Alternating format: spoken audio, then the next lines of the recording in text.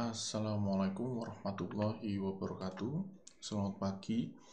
Selamat datang di praktikum online teknologi informasi geospasial dengan fokus Web.js, khususnya menggunakan OpenGeoSuite.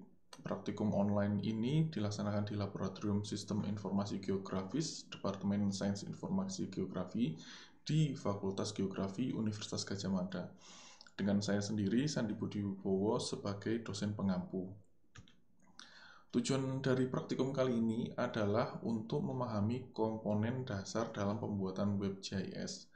Selain itu, mahasiswa juga diharapkan dapat memahami alur pembuatan web map menggunakan OpenGeoSuite. Sebetulnya, alur untuk membuat Web.js ini sama seperti menggunakan desktop.js, hanya saja ini menggunakan perantara internet sehingga semuanya online, dari kita menyiapkan server, lalu menyiapkan data-datanya, dan dikonekkan ke klien seperti itu. Yang pertama, kita menggunakan software OpenGeoSuite yang sudah terinstall di komputer. Kali ini menggunakan OpenGeoSuite 4.0.2.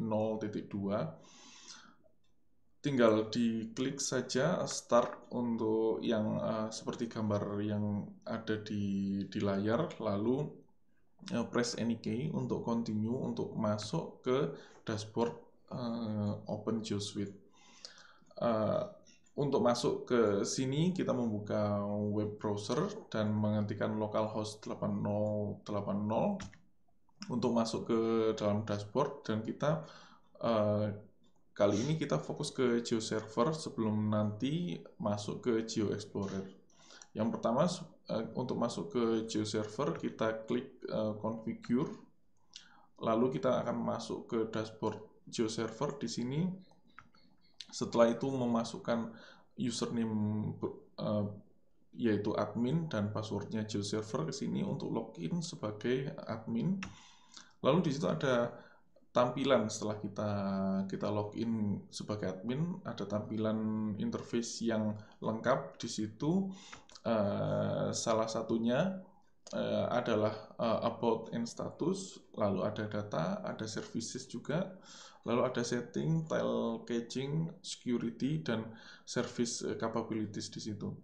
Untuk sebagai default itu di situ sudah ada 2 layer, 2 stores, dan 2 workspace yang bisa digunakan sebagai demo. Nanti kita akan mencoba bagaimana untuk menampilkan data menggunakan data-data yang kita upload di server ini. Jadi intinya kita menggunakan server yang sebetulnya masih offline, belum online, belum dikonekkan ke internet. Jadi server adalah komputer mahasiswa dan klien adalah komputer mahasiswa juga. Jadi satu komputer digunakan untuk server dan untuk klien, seperti itu. Yang selanjutnya, kita bisa melihat server status di sini. Semua data-datanya ada di directory C, masuk ke dalam folder program data di Boundless, OpenGeo, dan OpenGeoServer. Untuk status servernya kita bisa melihat di sini ada memori yang digunakan sementara masih kecil sekali, 72 MB. Lalu untuk layer preview bisa dilihat di sini, sementara masih ada dua layer yang by default sudah disediakan. Kita bisa lihat contohnya dengan mengklik kanan tombol Go untuk countries of the world. Di sini langsung tampil ada peta dunia, dan kita bisa zoom sedikit di sini, diperbesar sedikit, dan untuk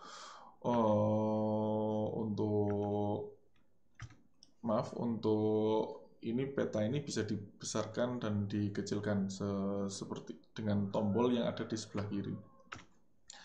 Selanjutnya, untuk mempublish data di GeoServer, kita akan menyiapkan 2 langkah. Yang pertama, mendownload data RBI yang ada di INAGEO Portal. Lalu data ini kita ambil saja beberapa shapefile-nya untuk kita coba latihan upload di GeoServer.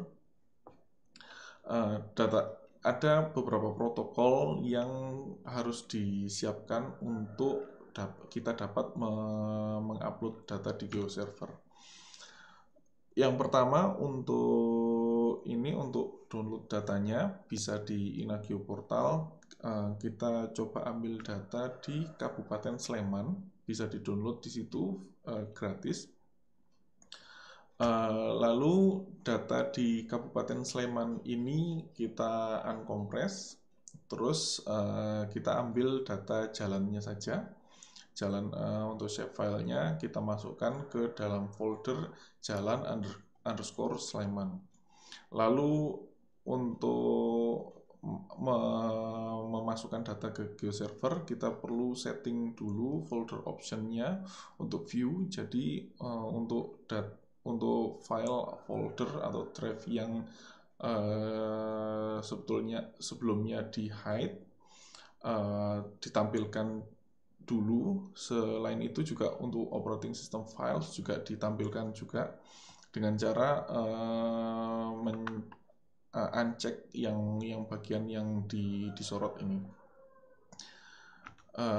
Lalu kita buatkan folder data di directory C, masuk ke program data, boundless, OpenGeo, terus GeoServer. Di situ kita buatkan folder baru bernama data, dan di dalam data itu kita masukkan folder Jalan Sleman yang isinya shapefile untuk jalan di Kabupaten Sleman yang sudah kita download sebelumnya. Setelah itu kita membuat workspace. Di sini bisa dilihat langkahnya seperti di layar. Kita coba untuk add new workspace dengan membuat workspace bernama jalan underscore Sleman, dan alamatnya kita coba di http://geoserver.org/jalan_sleman. Lalu kita submit saja, lalu akan tampil workspace Jalan Sleman di sini. Setelah itu untuk mengkoneksikan data ke server, kita masuk ke stores. Di sini kita membuat store yang baru dengan memasukkan data shapefile yang sudah kita persiapkan. Jadi tinggal diklik saja shapefile di sini, lalu memasukkan workspace-nya Jalan Sleman, lalu ada data source name-nya, kita tulis saja data underscore Sleman underscore store dengan deskripsi Jalan Kabupaten Sleman. Setelah itu kita klik browse untuk mengkoneksikan antara data dengan GeoServer-nya. Tinggal diarahkan saja ke folder data, masuk lagi ke folder jalan underscore Sleman. Di situ ada jalan line untuk skala 25.000 shapefile. Kita klik saja sehingga data itu masuk ke dalam GeoServer, lalu tinggal di save. Setelah itu data ini bisa kita publish dengan menambahkan sedikit protokol, yaitu paling tidak memasukkan abstrak tentang data itu sendiri. Saya tuliskan di sini Jalan Kabupaten Sleman. Setelah itu untuk koordinatnya kita coba find, kita masukkan di sini ada banyak sekali koordinat yang tampil, dan koordinat-koordinat ini kita coba memakai yang WGS 84 dengan kode 4326. Tinggal diketik saja karena ada banyak sekali koordinat sistem yang ada di sini. Jadi untuk supaya lebih cepat kita menggunakan fitur search, diketik 4326 lalu akan muncul. Setelah itu untuk bounding boxes kita tinggal compute dari data saja. Nanti otomatis keluar angka-angkanya, dan yang satunya ini juga compute from native bounds, nanti otomatis keluar sendiri angkanya. Yang penting koordinat reference sistemnya itu betul. Setelah itu tinggal kita save saja. Kita akan coba lihat apakah data tadi bisa ditampilkan sebagai layer. Kita coba klik kanan layer preview. Ternyata sudah ada datanya, tinggal kita lihat lagi di layer preview. Sudah ada, bisa ditampilkan di sini. Kalau di zoom tampilannya seperti ini. Jadi ini untuk peta jalan di Kabupaten Sleman. Setelah itu kita masuk ke Geo Explorer. Tinggal diklik kanan saja. Tampilannya sama seperti semua software JS yang ada di pasaran, baik yang berbayar ataupun yang open source. Yang ini sementara base map-nya menggunakan OpenStreetMap, cuman karena komputer saya offline kan, jadi kita nanti kita hapus saja base map-nya. Lalu kita bisa menambah layer sebagai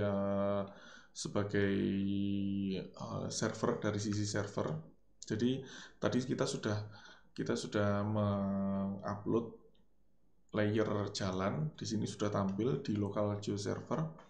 Tinggal kita tambahkan saja dan klik add layer di bawah. Seperti ini. Lalu akan tampil layer berupa jalan line untuk skala 25.000. Dari sisi server itu kita bisa melakukan upload layer, edit, dan memberikan simbol. Tapi dari sisi klien kita juga bisa melakukan hal yang sama dengan catatan login dulu ke sistem. Jadi saya menggunakan username dan password yang lama, yaitu admin dan geoserver untuk login. Seperti ini tampilannya untuk login. Setelah itu saya menyiapkan juga data yang akan dipakai dari sisi klien kalau ingin upload ke sistem. Jadi paling tidak ada 4 data yang berekstensi shapefile, lalu indeks untuk shapefile, terus database dan proyeksi. Data tersebut dikompres ke dalam format zip atau TIFF atau GZ seperti tampilan yang ada di layar. Setelah itu kita bisa mengupload layer dengan mengklik tombol plus lalu upload layer. Di situ ada form yang saya tuliskan title-nya Agri Kebun, artinya itu dia kebun karena nama file originalnya adalah Agri Kebun. Lalu kita sorot untuk datanya, tinggal di browse saja, pilih folder zip yang tadi, lalu diklik upload. Lalu datanya akan tampil seperti ini. Sudah bisa ada 2 layer, yang layer Agri Kebun dan layer jalan. Setelah itu seperti software JS yang lainnya, kita bisa mencoba untuk identify layer-layer di situ apa saja. Seperti contohnya tinggal diklik saja tombol identify dan diklik tombol peta yang ada di layar, lalu akan keluar feature info tentang feature yang kita pilih tadi. Misalnya yang ini untuk agri kebun atau perkebunan atau kebun. Setelah itu kita juga bisa menampilkan data atribut dengan mengklik tombol query. Kita juga bisa melakukan query di sini dengan basis SQL. Setelah itu kita juga bisa melakukan pengukuran panjang atau luas menggunakan tombol measure di sini. Sebagai contoh seperti ini untuk pengukuran panjang. Lalu kita juga bisa melakukan modifikasi atau membuat shape file baru di dalam peta ini. Sebagai contoh, kita hanya pada saat ini kita hanya memodifikasi saja.